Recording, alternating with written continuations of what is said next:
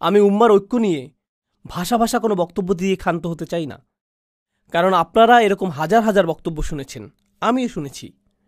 এজন্য আমি আসলেই সমস্যার গোড়া থেকে শুরু করতে চাই। আসুন বিষয়টা নিয়ে ভিন্নভাবে চিন্তা করি। ধরুন আপনি চমৎকার একটা ভূমি দেখতে পেলেন, যেখানে কোনো কিছু জন্মাচ্ছে না, এটাতে কোনো কিছু জন্মাচ্ছে না, আর আপনি বলছেন এখানে কেন কিছু জন্মাচ্ছে না, কি হলো এই ভূমিটার? আপনি তো কোনো বীজ বপন করেননি, আপনি মাটির যত্ন নেননি, আপনি সেচ দেননি, আর এখন অভিযোগ করছেন যে এখানে কিছু জন্মাচ্ছে না কেন? আপনি বীজ বপন করলেন, সেচ প্রদান করলেন, পর্যাপ্ত সূর্যের আলো নিশ্চিত করলেন, এটাও নিশ্চিত করলেন যে নিয়মিত পোকামাকড় এবং আগাছা পরিষ্কার করা হচ্ছে। যদি আপনি তা না করেন তাহলে অভিযোগ করার কোনো অধিকার আপনার নেই। আর যদি আপনি তা করেন, যদি আমি তা করি, সেক্ষেত্রেও আমি গতকাল একটা বীজ বপন করে আজকেই বলতে পারি না যে আমার গাছ কোথায়, কেন আমি কোনো গাছ দেখতে পাচ্ছি না, এরপর তা ভুলেই গেলেন। কেন আমি দুশ্চিন্তা করছি? আমার এত খেয়াল করারই বা দরকার কি? পরিপক্ক চিন্তা এভাবে কাজ করে না, এভাবে আমরা শক্তি অর্জন করব না। আপনাকে একটা বিষয় তত্ত্বাবধান করতে হবে, উন্নতি সাধন করতে হবে, আবাদ করতে হবে, এরপরে অবশেষে আপনি ফলাফল পাবেন। আমরা এখানে মুসলিম ঐক্য নিয়ে কথা বলছি, একটা মুহূর্তের জন্য মুসলিমদের কথা ভুলে যান। এমন মানুষদের কথা চিন্তা করুন যারা আল্লাহ এবং রসুল সাল্লাল্লাহু আলাইহি সাল্লামের ভালোবাসার জন্য ঐক্যবদ্ধ না। এমন মানুষদের কথা চিন্তা করুন যারা অর্থের প্রতি ভালোবাসার কারণে ঐক্যবদ্ধ। মাল্টিবিলিয়ন ডলার কর্পোরেশনগুলোর কথা চিন্তা করুন। ওকে, তাদের রয়েছে ভিন্ন ভিন্ন বিভাগ, ভিন্ন ভিন্ন অবস্থান, ভিন্ন ভিন্ন অফিস, আবার সেই অফিসগুলোর ভিতরেও আভ্যন্তরীণ কোন্দল রয়েছে। সেই মানুষগুলো একে অপরের সাথে একত্র নয়, বরং তারা একে অপরের অনিষ্ট করার চেষ্টায় রত। তো এই কোম্পানিগুলো কি করে? তারা মাল্টিমিলিয়ন ডলার ব্যয় করে টিম বিল্ডিং, কোম্পানির সংহতি রক্ষার অনুশীলন, অফিস পার্টি এবং এই ধরনের সকল কার্যক্রম পরিচালনা করে, শুধুমাত্র কর্মচারীরা যাতে একে অপরের সাথে ঐক্যবদ্ধ থাকে, যাতে একে অপরের সাথে অন্তর্গত কোন্দলে না জড়ায় এবং একে অপরের সাথে একত্রতা অনুভব করে। কিন্তু এই পেশাজীবীদেরকে ঐক্যবদ্ধ করার পেছনের কারণটি কি? এই প্রকৌশলীদের, প্রোগ্রামারদের, হিসাবরক্ষকদের, ডিজাইনারদের, সকল মানুষদেরকে যা ঐক্যবদ্ধ করেছে তা হলো আমাদের সকলকে আরও বেশি অর্থ উপার্জন করতে হবে। আর বছর শেষে তারা কি উদযাপন করে? আমাদের বিক্রয় 20% বৃদ্ধি পেয়েছে। এটাই আমাদেরকে ঐক্যবদ্ধ করেছে। এজন্যই আমরা অদম্য একটা শক্তি। তাদের চিন্তায় এই অর্থনৈতিক উদ্দীপনাটাই তাদেরকে ঐক্যবদ্ধ করেছে, এটাই তাদের সম্পূর্ণ প্রেরণাকে তাড়িত করে। তো প্রথম একটা বিষয় আমি আপনাদেরকে বলতে পারি যে এমন মানুষ রয়েছে যারা অন্যথা একে অপরকে ঘৃণা করত, কিন্তু অভিন্ন একটা উদ্দেশ্যে তারা একতাবদ্ধ। আর কখনো কখনো সেই অভিন্ন উদ্দেশ্য তেমন গুরুত্বপূর্ণ নাও হতে পারে। এটা হতে পারে শুধু অর্থ অথবা শুধু খ্যাতি, হতে পারে দুইজন খেলোয়াড় যারা একে অপরকে ঘৃণা করে, কিন্তু তারা একই দলে থেকে এক হয়ে চ্যাম্পিয়নশিপের জন্য লড়াই করে। তারা একই দলে ঐক্যবদ্ধ থাকার অভিনয় করছে। সে বল পাস করা থেকে বিরত থাকবে না এজন্য যে অপর ব্যক্তিটিকে সে পছন্দ করছে না, আর যদি সে এটা করে তাহলে তার ক্যারিয়ার শেষ। তারাও দলবদ্ধ থাকার অভিনয় করে। কিন্তু এই সকল অবস্থায়, আমার দেওয়া উদাহরণগুলোতে এই সকল অবস্থায় একটা বিষয় উপস্থিত: আন্তরিকতার অভাব। আমি শুধু তোমার সাথে ঐক্যবদ্ধ কারণ আমাদেরকে এই খেলায় জিততে হবে। আমি শুধু তোমার সাথে ঐক্যবদ্ধ কারণ আমাদেরকে পণ্য বিক্রয় করতে হবে। এর বাইরে তুমি পাহাড় থেকে নিচে পড়ে যাও, আমার কিছু যায় আসে না। এর বাইরে আমি তোমার সাথে এক কক্ষেও থাকতে চাই না। তুমি যে যুক্তি প্রদান করো আমি সেগুলো সহ্যও করতে চাই না। বুঝতে পারছেন? এখানে বস্তুগত একটা উদ্দেশ্য রয়েছে যা মানুষকে ঐক্যবদ্ধ করেছে।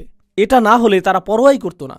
যখন আপনি রাজনীতির কথা চিন্তা করেন, আপনি ডেমোক্রেটিক এবং রিপাবলিকান পার্টি নিয়ে চিন্তা করেন এবং প্রায় গুরুত্বহীন ইন্ডিপেন্ডেন্স পার্টি নিয়ে চিন্তা করেন, কিন্তু এই দলগুলো নিয়ে যখন চিন্তা করেন আপনি মনে করেন যে ডেমোক্রেটরা সকল ঐক্যবদ্ধ, রিপাবলিকানরা সকল ঐক্যবদ্ধ, কিন্তু একই দলের ভিতরের এই লোকগুলো একে অপরকে অপছন্দ করে। তারা বরং একে অপরকে ধ্বংস করতে ভালোবাসবে, যদিও তারা একই দলের অংশ। তাহসাবুহুম জামিআন ওয়া কুলুবুহুম শাত্তা। আল্লাহ বলছেন, তোমরা কি মনে করেছো তাদের হৃদয়গুলো একতাবদ্ধ? তাদের হৃদয়গুলো ছড়ানো ছিটানো। তো প্রশ্ন উঠছে, যখন আল্লাহ আমাদেরকে এক উম্মাহ হওয়ার আহ্বান জানাচ্ছেন যে আমাদেরকে এক উম্মাহ হতে হবে, সেক্ষেত্রে আমাদেরকে জানতে হবে যে সেই জিনিসটা কি যা আমাদেরকে ঐক্যবদ্ধ করেছে। ঠিক কোন জিনিসটি আমাদেরকে ঐক্যবদ্ধ করেছে? আর আমাদেরকে ঐক্যবদ্ধকারী প্রেরণাটা যদি আসলে সবচেয়ে শক্তিশালী প্রেরণা হয়, তাহলে সেই ঐক্যটি অত্যন্ত মজবুত হবে। কিন্তু ঐক্যবদ্ধকারী প্রেরণাটি যদি ক্ষীণ হয়, তাহলে ঐক্যটিও দুর্বল হবে। ঐক্যটি সেই জিনিসের মতোই দুর্বল হবে যা আমাদেরকে একত্রিত করেছে। উদাহরণস্বরূপ, এখন আমরা এই মসজিদে বসে আছি, আর আপনারা অনেকেই কাজ থেকে এসেছেন, অনেকে এসেছেন বাসা থেকে, অনেকে এসেছেন আপনাদের ব্যবসা প্রতিষ্ঠান থেকে। আপনারা সকলেই এসে একত্রে এই মসজিদে বসেছেন। পুরুষেরা আছেন, নারীরা রয়েছেন, শিশুরা রয়েছে, আর আমরা সকলেই যারা এখানে একত্রিত হয়েছি, আমরা ঐক্যবদ্ধ হয়েছি আল্লাহর ইবাদত করার অভিপ্রায় নিয়ে। এজন্যই আমরা ঐক্যবদ্ধ হয়েছি। কিন্তু এই আলোচনার পরে আমরা সকলে পৃথকভাবে ফিরে যাব। তো যদিও এখানে আমরা কয়েকশো মানুষ থাকি, কয়েক হাজারও থাকি, আমরা একত্রিত হয়েছি ঠিকই, কিন্তু আসলে আমরা 1000 স্বতন্ত্র ব্যক্তি। আমরা আসলাম এবং একসাথে একটি কাজ করলাম, তারপর আমরা চলে গেলাম, এটুকুই। এটা ঐক্যের বহিঃপ্রকাশ নয়, এটা হলো সম্মিলিত একটা উদ্দেশ্যের বহিঃপ্রকাশ। আমাদের শুধু সম্মিলিত একটা উদ্দেশ্য ছিল, আমাদের সকলের উদ্দেশ্য ছিল জুমার নামাজ আদায় করা, এটুকুই। এটা দ্বারা এটা বোঝায় না যে এই সম্প্রদায়টি ঐক্যবদ্ধ, কোনোভাবেই এটা প্রদর্শন করে না। এখানে আমাদের উদ্দেশ্য হলো ইবাদত করা। কিন্তু আপনি যদি শুধু একটি উদ্দেশ্য দ্বারা ঐক্যবদ্ধ হন, আর এটাই যদি হয় সব, তাহলে যখনই সেই উদ্দেশ্য সমাপ্ত হবে আপনার ঐক্যও শেষ হয়ে যাবে, অন্য আর কিছুর প্রয়োজন হবে না। আমি শুধু চাই যে আমার সন্তানেরা মসজিদে যাক, আমি শুধু চাই যে আমার সন্তান কিছুটা কোরআন শিখুক, আমি শুধু কোনোভাবে ইসলামের সাথে সম্পর্ক অনুভব করতে চাই, এটুকুই। যদি এটাই আপনার উদ্দেশ্য হয় তাহলে এটুকুই পাবেন। যখন সেটা পূরণ হবে আপনার আর কোনো প্রয়োজন থাকবে না, আর কোনো লক্ষ্য থাকবে না। কোরআন ঐক্য সম্পর্কে সম্পূর্ণ ভিন্ন একটা চিত্র অঙ্কন করেছে। এটা কোনো একটা কাজের উপর নির্ভরশীল নয়, এটা বড় একটা ঈদের নামাজের উপর নির্ভরশীল নয়। আর প্রতি বছর আমি একই সাথে হাসি এবং কাঁদি যখন শুনি মানুষ ঈদ কবে উদযাপিত হবে তা নিয়ে মতবিরোধী লিপ্ত। কারণ একই দিনে আমাদেরকে ঈদ উদযাপনের ব্যাপারে ঐক্যবদ্ধ হওয়া উচিত। আমি এই বিষয়ে বলি, আসলেই কি তাই? যদি আমরা সকলেই একই দিনে ঈদ উদযাপন করি, সেটাই আপনার কাছে ঐক্য বলে মনে হয়? নামাজের সেই 20 মিনিট ঐক্য কি এটুকুই? আপনি এমনকি জানেনও না যে যেই মানুষটির পাশে আপনি ঈদের নামাজ পড়ছেন তার পরিবারের সদস্য হাসপাতালে ভর্তি রয়েছে, আপনি তা জানেন না। আপনি এটাও জানেন না যে এই ব্যক্তিটি ব্যবসায় ক্ষতির শিকার হয়েছে, অথবা এই ব্যক্তিটি তার বাবাকে হারিয়েছেন, অথবা তিনি কাজ হারিয়েছেন, অথবা স্বাস্থ্যগত সংকটের মধ্য দিয়ে যাচ্ছেন, আপনি জানেন না। তো ঐক্য আসলে কি? একটা ছবি যা প্রদর্শন করে যে অনেক মানুষ একসাথে দাঁড়িয়ে রয়েছে, এটাই ঐক্য। আমার যুক্তিতে এটা ঐক্যের কৃত্রিম এবং অর্থহীন মানদণ্ড। আর সেজন্যই যখন আমরা অভিযোগ করি যে আমাদের ঐক্য নেই, আমাদের সেই অভিযোগও অর্থহীন। এটা আমার দেয়া উদাহরণটির মতোই। আপনি একটা ভূমির সামনে দাঁড়িয়ে আছেন যেখানে কিছু জন্মাচ্ছে না, আর আপনি বলছেন, হেই, এখানে তো কোনো কিছুই দেখছি না, কেন আমার জন্য কিছু জন্মানো অবস্থায় নেই? ইতিমধ্যেই তো আমার বাগানে প্রবেশ করার কথা। না না না, যদি আপনি বাগানের মালি হতে প্রস্তুত না হন, সেক্ষেত্রে অভিযোগ করার কিছুই নেই। তো আসুন একটু পেছনে ফিরে যাই এবং এই বিষয়টা নিয়ে চিন্তা করি। প্রথমত এবং প্রধানত আমি পুরুষ মানুষদের উদ্দেশ্য করে বলবো, পর্দার আড়ালের বোনেরা একটু ধৈর্য ধরুন, আপনাদের পালা আসবে। যদি আজকে নাও হয়, অন্য আরেকদিন বলবো ইনশাআল্লাহ। কিন্তু আজ আমি শুধু পুরুষদের উদ্দেশ্য করে বলবো। মুসলিম সমাজের অনেক পুরুষ মানুষের সাথেই আমার অনেক কথোপকথন হয়েছে, সারা পৃথিবীব্যাপী এবং আমেরিকাতেও। পুরুষ মানুষদের কাছ থেকে অন্যতম একটা অনুভূতির কথা আপনি শুনবেন যে সকলেই আমার কাছ থেকে কিছু চায়।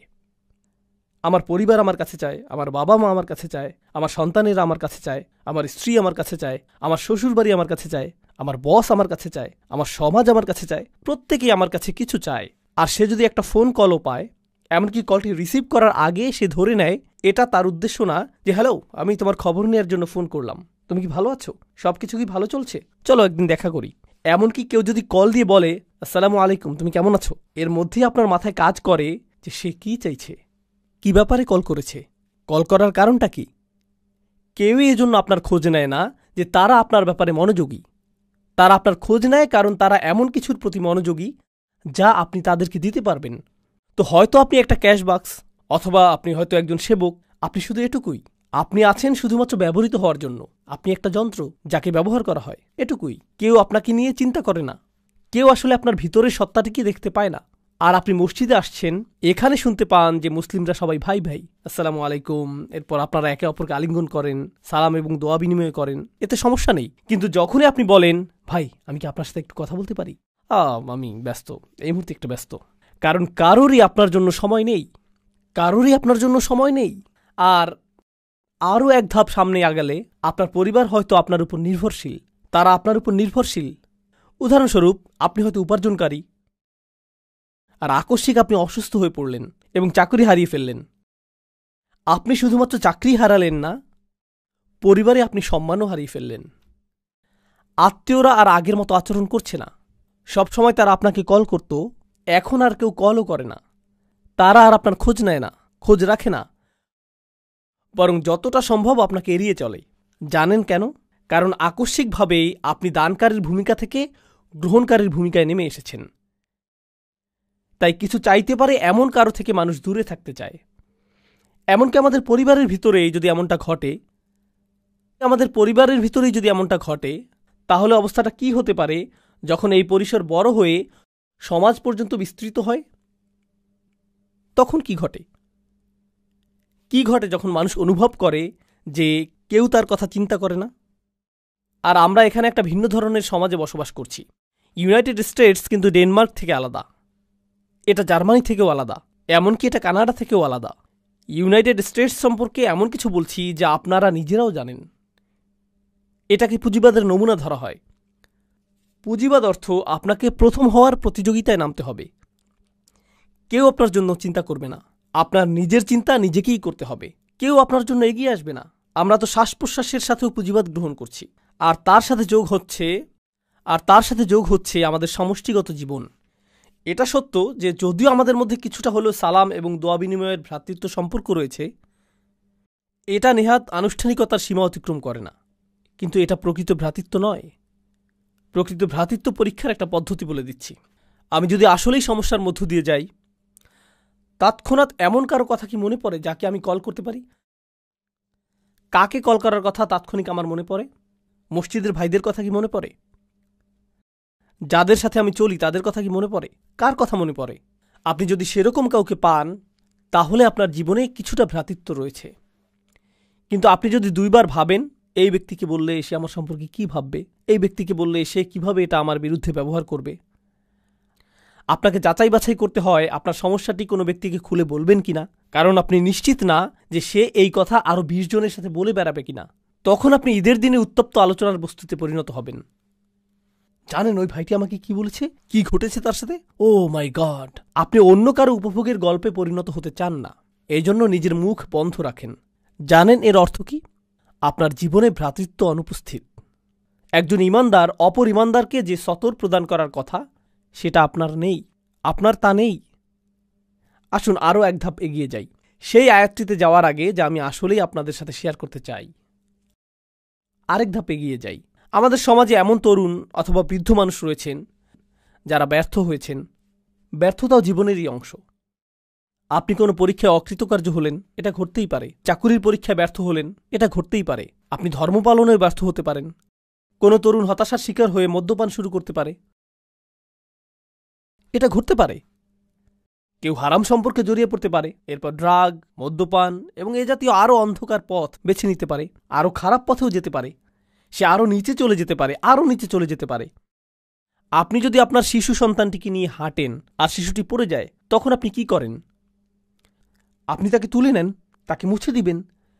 যদি সে আঘাত পায়, সেখানে ব্যান্ডেজ লাগিয়ে দিবেন, অ্যান্টিসেপটিক লাগিয়ে দিবেন, তাকে সেরে ওঠার সুযোগ দিবেন যাতে সে সুস্থ হয়ে ওঠে। আমাদের সমাজে কি ঘটে, কি হয় যখন আমাদের পরিসরে কেউ নিচে পড়ে যায়? ও মাই গড, আস্তাগফিরুল্লাহ! এই যুগের তরুণদেরকে দেখো। জানো কি দেখলাম? আব্দুল করিম কি করেছে জানো? লা হাওলা ওয়ালা কুওয়াতা ইল্লা বিল্লাহ। আমি তাকে অমুক জায়গা থেকে বের হতে দেখলাম। ইন্না লিল্লাহি ওয়া ইন্না ইলাইহি রাজিউন। কেউ একজনের তার সাথে কথা বলা উচিত। জানেন বিষয়টা কি? সেই ব্যক্তিটি হয়তো একটি পাপ কাজ করেছে। আমি বলবো যে আপনি তার চেয়েও বড় পাপ কাজ করেছেন।